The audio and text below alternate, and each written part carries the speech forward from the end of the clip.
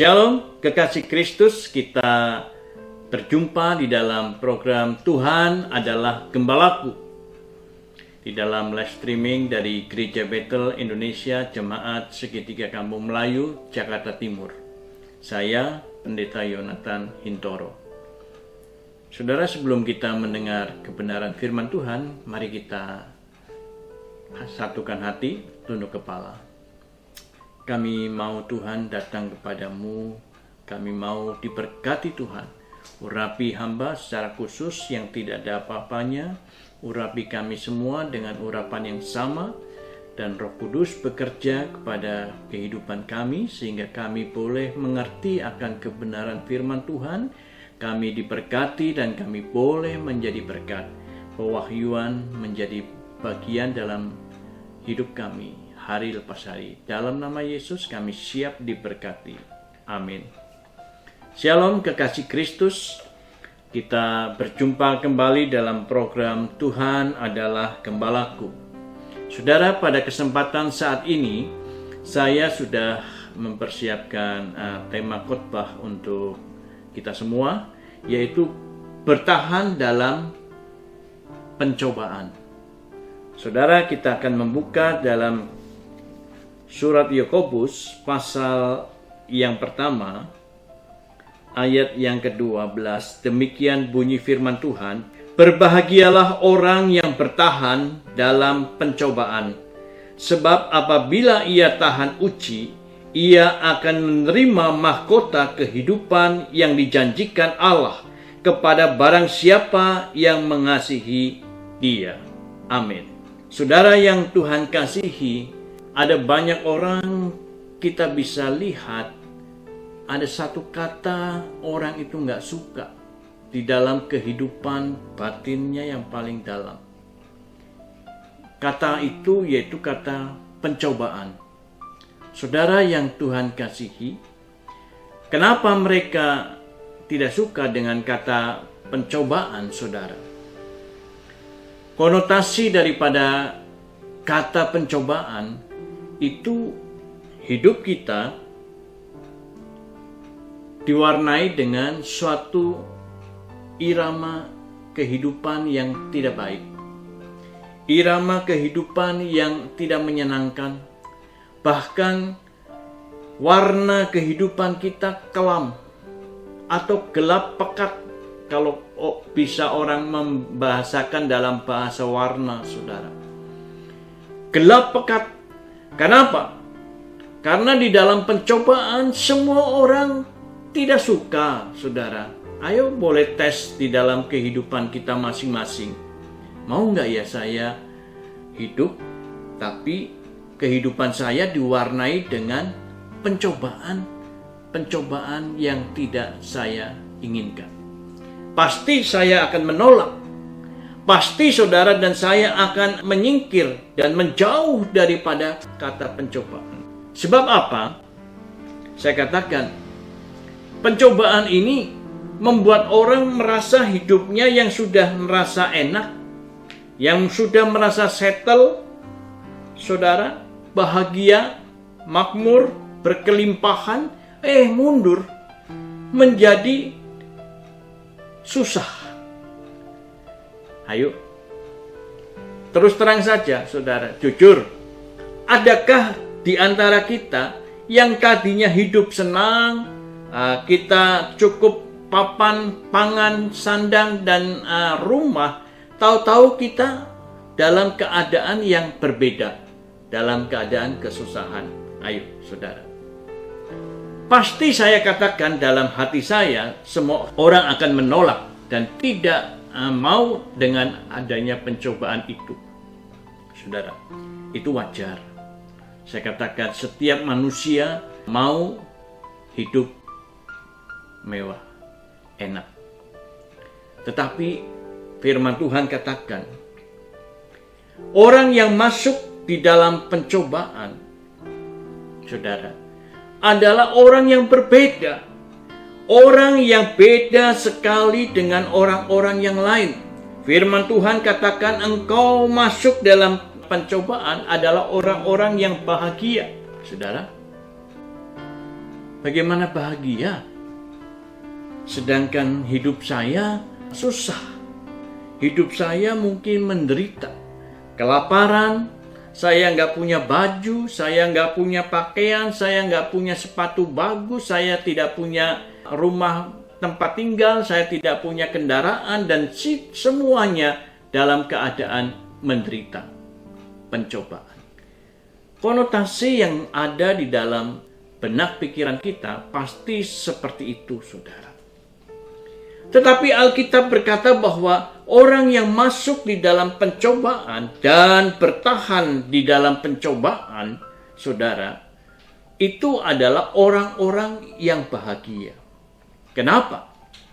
Sebab, saudara yang Tuhan kasihi, ada banyak orang yang berpikiran bahwa jikalau kita masuk di dalam pencobaan, masalah, itu kehidupan kita menjadi rutin, menjadi susah, menjadi porak-poranda, dan itu tidak enak di dalam pemikiran kita, saudara. Tetapi saudara yang Tuhan kasihi, itu paradigma orang berpikir saat ini, saudara. Apakah Alkitab itu kontradiksi? Tidak benar. Alkitab berkata bahwa pada waktu kita masuk di dalam pencobaan dan mampu bertahan di dalam pencobaan adalah orang-orang yang berbahagia. Tetapi kita berpikir, paradigma kita, orang yang masuk dalam pencobaan adalah orang-orang yang menderita, orang-orang yang kasihan, orang-orang yang perlu ditolong, orang-orang yang perlu mendapat support dari orang-orang sekeliling kita. Kasihan hidupnya. Tetapi Alkitab berkata bahwa engkau adalah orang-orang yang berbahagia. Jika engkau masuk di dalam prosesnya Tuhan, dan engkau masuk di dalam rencana Tuhan, dan Allah turut bekerja di dalam segala sesuatu itu untuk kebaikan kita. Saudara, ada beberapa mutiara yang saya bisa bagikan. Alkitab benar-benar benar. Orang yang masuk di dalam pencobaan dan bertahan di dalam pencobaan itu adalah orang-orang yang berbahagia. Karena Allah mau memproses orang itu menjadi jauh lebih baik, menjadi jauh lebih indah, dan menyenangkan hati Bapa. Mutiara itu, saudara, yang pertama yang saya bisa bagikan untuk kita, saudara. Di dalam pencobaan itu mengajar berbagai banyak hal, saudara. Pada waktu kita masuk di dalam pencobaan, di proses Allah, saudara. Di situ saudara akan masuk di dalam sekolahnya Tuhan. Sekolahnya Tuhan adalah sekolah yang tidak ada sekolah di dunia ini yang sama dengan sekolahnya Tuhan. Sebab pada waktu kita masuk di dalam pencobaan, di situ Allah mengajar banyak sekali hal, saudara, yang kita tidak tahu. Allah mengajar kebaikan, Allah mengajar sesuatu kehidupan, Allah mengajar sesuatu panjang sabar, Allah mengajar segala sesuatunya menjadi baik. Saudara, pada waktu kapan itu saudara bisa mendapatkan itu semua? Apakah pada waktu saudara bersenang-senang? Apakah pada waktu saudara berpesta pora? Tetapi sekolahnya Allah itu diberikan pada waktu engkau masuk di dalam pencobaan. Saudara, bukankah Daud pada waktu masuk di dalam pencobaan untuk mengalahkan singa dan mengalahkan binatang-binatang buas di hutan?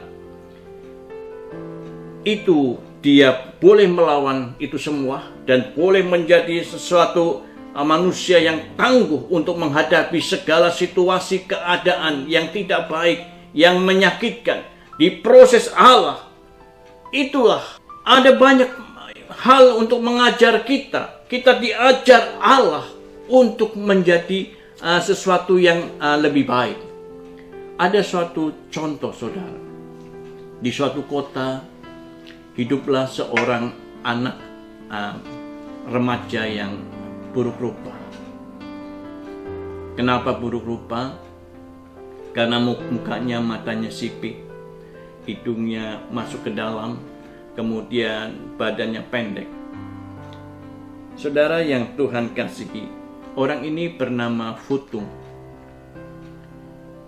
Dari keluarganya dia disingkirkan, dari orang tuanya tidak diakui, tetapi dia punya apo atau nenek yang sayang sama dia. Nenek ini jago masak Chinese food, saudara. Dan pada waktu Futung disakiti hatinya oleh koko-kokonya atau cici-cicinya, dipeluk, mari Futung, ayo belajar masak saja sama apo.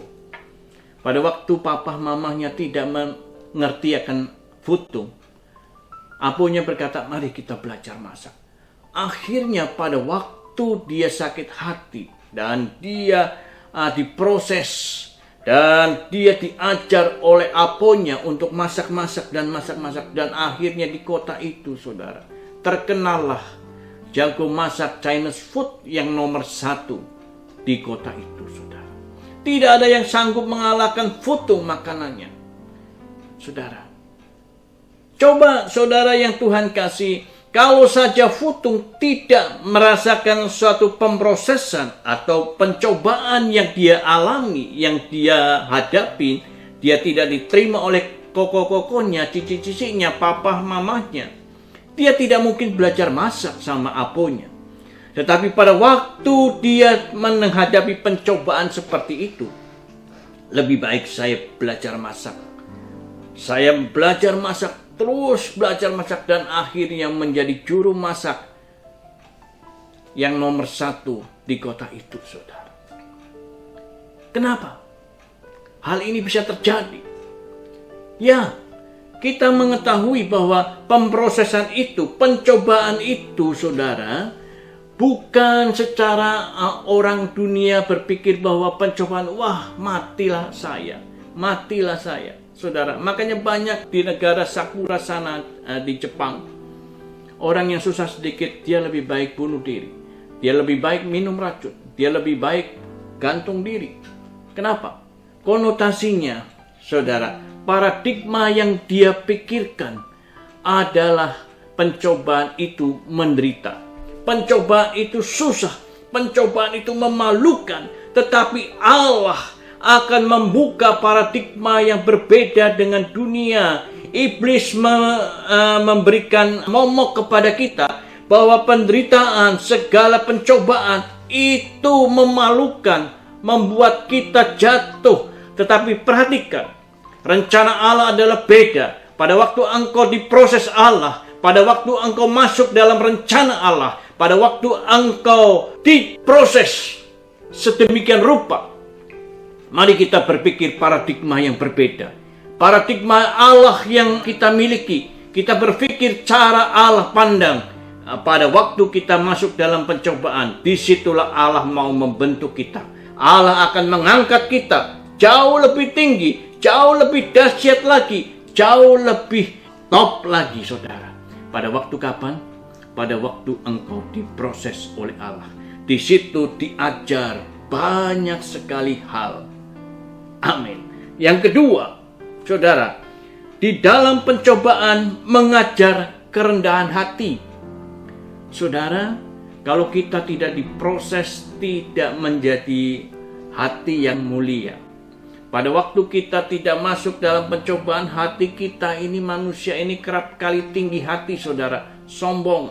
Kalau kita tidak pernah jatuh di dalam segala masalah kerudinan, saudara, kita sombong, tidak mau bicara satu dengan yang lain, tidak mau kenal, tidak mau nyapa, tidak mau tegur sapa. Hati kita sombong. Makanya pada waktu engkau diproses Allah, masuk di dalam pencobaan, saudara, hati ini dibentuk oleh Tuhan. Hati dibentuk, dikikis, yang tidak baik dikikis, yang tajam dikikis, supaya hati kita ini menjadi hati yang lembut, menjadi hati yang bijaksana, hati yang mulia. Sebab kalau engkau tidak mempunyai hati yang baik, engkau tidak akan tumbuh firman Tuhan. Sebab hati kita tidak baik, Kalau hati kita tidak baik, saya katakan, firman Tuhan tidak akan tumbuh. Kalau kita suka ribut kepada keluarga suami istri, saya yakin firman Tuhan tidak akan bisa bertumbuh di dalam hidup kita. Kalau kita masih selimpat-selimpet dengan istri kita masih sembunyi-sembunyi mengenai uang yang kita miliki, saudara, kita tidak ada keterbukaan, saudara, saya yakin firman Tuhan itu tidak bisa tumbuh di dalam hidup kita. Tetapi saudara yang Tuhan kasih, pada waktu engkau diproses, masuk dalam pencobaan, saudara, hati ini dibentuk, hati ini diproses oleh Tuhan. Allah mau hati kita ini baik, karena dari kebaikan hati kita keluarlah terpancar suatu kehidupan yang mulia. Saudara, kalau hati kita dibentuk, kita akan naik tingkat, saudara. Akan naik tingkat. Saya katakan ada ilustrasi, saudara. Selempeng baja yang kecil, kalau lempeng baja ini dijual, ini tidak ada harganya. Tapi kalau diproses menjadi sepatu kuda, ini jadi harga, saudara. Bisa berharga, saudara. Sekitar 200 sampai 500 ribu untuk satu pasang. Diproses lagi menjadi jarum-jarum jam pentul atau jarum-jarum yang lainnya. Harganya meningkat lagi, saudara. Begitu pula kita, saudara. Kalau kita diproses Tuhan, masuk di dalam hadirat Tuhan, kita bertahan di dalam pencobaan itu, diproses. Semakin kita diproses, saudara, semakin saudara akan keluar menjadi hal yang luar biasa. Emas semakin diproses, dipanaskan, semakin dipanaskan, emas itu akan memancar jauh lebih besar karatnya daripada kalau kita prosesnya biasa-biasa saja, karatnya akan kecil. Tetapi kalau kita memprosesnya lebih dahsyat lagi, akan keluar emas yang luar biasa dan harganya meningkat, saudara. Saudara yang Tuhan kasihi, bertahanlah di dalam pencobaan, sebab engkau akan dibentuk Allah, hatimu akan diproses Allah, dan hatimu akan lurus di hadapan Tuhan.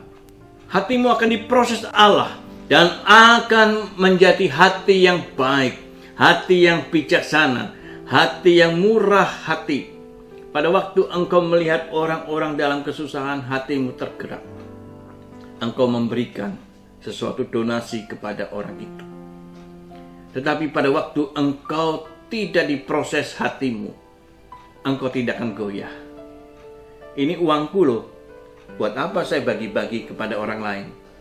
Karena semua sumbernya aku. Tetapi pada waktu engkau diproses hatimu, engkau akan merasakan, oh betapa lapar itu sangat menderita. Kalau aku punya uang, saya kasih. Saudara yang Tuhan kasihi, kita berbagi kasih bersama beberapa jemaat GPI Segitiga Kampung Melayu terutama. Saudara, kita memberi bukan karena kelebihan daripada saya atau gereja kami, tetapi justru hati kami sudah diproses Allah, ingin memberi. Walaupun gereja kami tutup selama beberapa bulan ini, saudara, kita cuma mengandalkan keuangan kita kepada Tuhan. Pada saat seperti inilah, saudara, saya sebagai gembala jemaat, saya diproses Tuhan dan hati saya gemetar, ingin memberi. Walaupun sebetulnya kami tidak mampu untuk memberi, tetapi kami harus beri. Karena apa? Hati yang diproses Allah tidak bisa berdiam, saudara. Oh, ini milik saya, oh ini harta saya, oh cari sendiri, saudara. Tetapi pada waktu engkau diproses Allah, hartaku, harta mereka juga. Saudara, itulah milikilah hati yang diproses Allah. Kan kau akan dibentuk Allah menjadi hati Bapa yang mengasihi akan jiwa-jiwa. Yang ketiga, saudara, yang saya bisa bagikan untuk kita, di dalam pencobaan ada suatu mahkota, ya. mahkota. Tuhan katakan, kalau engkau tahan di dalam pencobaan, engkau akan mendapatkan mahkota. Saudara, mahkota ini hanya satu orang yang dapat di antara mungkin puluhan orang, ratusan orang, atau ribuan orang kalau sebagai lomba raga. Saudara, orang yang mendapatkan suatu mahkota adalah orang yang paling hebat, orang yang paling bahagia, orang yang paling luar biasa. Kalau engkau bertahan di dalam pencobaan, engkau akan dimahkotai Tuhan oleh mahkota, yaitu mahkota kehidupan yang luar biasa. Orang yang punya mahkota adalah orang yang bangga, orang yang bersukacita. Kenapa, saudara? Karena sudah bertahan di dalam pencobaan. Artinya bukan untuk menyombongkan diri sendiri, saya paling hebat, saya yang paling top, saya paling the best, ataupun saya yang paling jempolan. Bukan itu yang diharapkan oleh Tuhan. Tetapi pada waktu kita mendapatkan mahkota, artinya bahwa kita ini sudah pernah bergelut dengan sesuatu persoalan, percobaan, masalah, persoalan, dan kita keluar dari persoalan itu. Kita dapat menang dari persoalan itu, dan saudara bisa, Tuhan, engkau menolong aku. Tuhan, engkau luar biasa memproses aku. Aku mampu bertahan di dalam pencobaan. Coba kita lihat beberapa orang saudara kita yang sudah pernah lolos dari COVID-19. Saudara, mereka bisa bersaksi.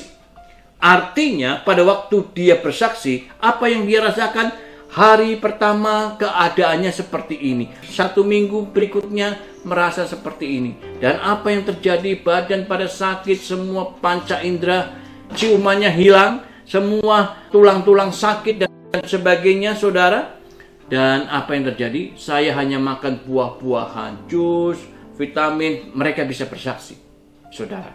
Mereka bisa bersaksi untuk orang lain yang mengalami COVID-19, dan orang yang bersaksi ini sudah menang, sudah sembuh, sudah dinyatakan takhir daripada COVID-19, dan dia bisa bersaksi. Nah, demikian juga orang yang mendapatkan mahkota dari Tuhan, mereka sudah mengalami suatu persoalan, kesulitan, mereka bisa bersaksi kepada banyak orang. Ayo, kenapa kamu mau bunuh diri? Saya dulu lebih parah daripada ini. Dulu saya pernah ditipu oleh suami saya. Saya dulu pernah disakitin oleh istri saya. Saya dulu pernah berantem sama anak saya. Saya pernah dulu narkoba. Saudara, saya pernah mengalami seperti ini. Tapi saya ditolong Tuhan. Dan saya bisa hidup sehat. Saya bisa melayani di banyak penjara-penjara wanita, penjara-penjara umum, dan semuanya saya bisa bersaksi. Kenapa? Karena saya sudah mendapatkan mahkota. Mahkota artinya saudara harus menjadi saksi Kristus. Mahkota saudara harus berarti saudara harus memenangkan banyak orang. Untuk siapa? Untuk Tuhan. Saudara, bukan untuk kebanggaan diri kita, bukan. Tetapi mahkota itu adalah mahkota kerendahan hati. Kerendahan hati. Tuhan, engkau telah menolong aku dari lubang maut. Saya pun akan menolong orang lain, memenangkan mereka, supaya mereka boleh dimenangkan dan menjadi anak-anak Tuhan. Itu tugas kita, saudara. Kalau engkau sudah mendapatkan mahkota dari Tuhan, artinya saudara berhak untuk bersaksi. Name of Jesus adalah nama yang dahsyat. Nama yang di atas segala nama, yang mampu menolong kita. Amin, saudara. Mutiara yang keempat, yang terakhir. Saudara, yang saya bisa bagikan di dalam saudara bertahan dalam pencobaan, mampu bertahan di dalam pencobaan, itu artinya kita lebih dekat kepada Tuhan. Saudara, ada banyak orang pada waktu dia bersenang-senang, pesta pora, mereka lupa sama Tuhan. Pada waktu mereka diberkati, mereka pergi ke luar negeri. Pada waktu mereka mendapatkan berkat yang berlimpah-limpah, mereka pergi keluar kota. Mereka sewa villa-villa untuk dia bersenang-senang. Tidak salah. Saya katakan, saya tidak fanatik dengan keadaan itu. Saya pun senang dengan canvassing. Tapi perhatikan saudara, pada waktu orang senang, itu kebanyakan orang lupa kepada Tuhan. Saudara, dia lupa kepada Kristus yang memberkati dia. Dia lupa kepada siapa yang menjadikan engkau diberkati itu. Tetapi saudara perhatikan, pada waktu engkau mampu bertahan di dalam pencobaan masalah itu, saudara yang Tuhan kasihi, saudara mampu lebih dekat kepada Tuhan, mampu lebih dekat lagi kepada Kristus. Saudara mampu mencari Kristus. Bukankah banyak orang di Alkitab, orang yang susah, orang yang menderita, orang yang buta, orang yang kusta, mencari kesembuhan di dalam Kristus. Orang yang menderita artinya pada waktu kita di dalam kesusahan, pencobaan, saudara, ada banyak orang berlari mencari Kristus. Di situ mereka mendapatkan suatu mujizat yang besar dari Tuhan. Di situ orang mendapatkan suatu berkat rahmat dari Tuhan. Saudara, mampu mendekatkan dirinya kepada Kristus. Seperti Yakub pada waktu dia bergumul di sumur Yabok, saudara. Sebelum Kristus memberkati saya, menolong saya tidak mau lepas daripada Kristus. Saya mau terus peluk Kristus. Saya tidak keluar dari sumur Yabok ini, saudara. Seorang kusta, Yesus, tahirkan kami, jamah kami. Saudara, orang yang meleleh darah 12 tahun, dia asalku jamah jubahnya, aku pasti sembuh. Saudara, dia mencari Yesus, lebih dekat lagi mencari Yesus, memeluk Yesus. Dan pada waktu kita dekat dengan Kristus, kita mampu diberkati. Saudara, ada banyak orang mendengar dari sana-sana ada banyak pertolongan, tetapi itu hoaks, saudara. Tetapi pada saat ini saudara mendengar, pertolonganku hanya datang di dalam nama Tuhan Yesus Kristus. Kalau engkau datang kepada Kristus, ya, pergumulan kita, pencobaan kita, Kristus akan bukakan itu semua. Kristus akan tahirkan itu semua. Kristus akan tolong kita semua. Saudara, di dalam situasi sekarang ini, saudara, bukan hanya pandemik saja, ekonomi kita, keuangan kita, pekerjaan kita, kita pun mengalami kesusahan, pencobaan yang luar biasa. Tetapi pada kesempatan ini, mari kita bergumul dekat lagi kepada Kristus. Dekat dengan Kristus artinya apa, saudara? Banyak-banyaklah berdoa. Banyak-banyaklah baca firman Tuhan. Banyak-banyaklah menyembah kepada Tuhan, memuji kepada Tuhan. Dan pada waktu engkau memuji Tuhan, hadirat Tuhan memberkati kita. Kesempatan saat ini, saudara, kalau engkau bertahan di dalam pencobaan, engkau akan keluar menjadi seorang pemenang. Kesempatan ini, saudara, mari kita praktekkan di dalam kehidupan kita agar kita bertahan di dalam pencobaan. Sebab pencobaan itu akan membuka paradigma kita bahwa Allah bekerja di dalam rencana itu. Untuk apa? Untuk mendatangkan berkat dan menjadi berkat buat orang lain. Apakah saudara mau menjadi berkat buat orang lain? Mari hadapi pencobaan itu dengan senyum. Aku punya Kristus. Tuhan memberkati kita. Amin. Mari kita tunduk kepala. Kami berterima kasih Tuhan, Engkau sudah membukakan paradigma pemikiran kami yang berbeda daripada orang-orang dunia di sana. Bahwa pencobaan orang dunia berpikir bahwa itu kesusahan, penderitaan, memalukan. Tetapi paradigma Kristus, kesempatan ini, firman-Mu memerdekakan kami. Dan firman-Mu boleh menjadi berkat buat kami, bahwa pencobaan itu akan mendatangkan suatu pengajaran yang luar biasa, menjadi berkat buat kami, buat orang lain. Berkati Tuhan firman-Mu ini agar boleh termeterai dalam hidup kami dan boleh menjadi berkat. Terima kasih Bapak buat firman-Mu. Amin. Tuhan memberkati kita semua. Amin.